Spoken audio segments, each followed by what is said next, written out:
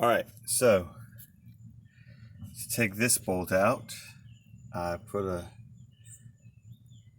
wrench there just to hold it so it doesn't spin, and then there's a bolt for I'm replacing these at the same time, so it's just stabilizer links.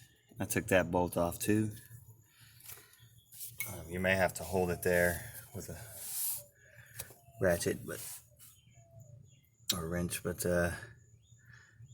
no worries. So I'm going to go ahead and take these two bolts off here and here, and then take this brake line whole thing out of the way, because once I drop this shock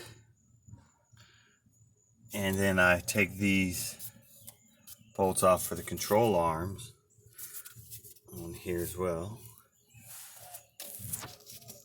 down there my finger is, then we can just take this whole thing out, the knuckle, without the brake pads and the rotor on it being so heavy. Take it all out and then knock this out with a hammer outside of the car. A little bit easier. So we'll see.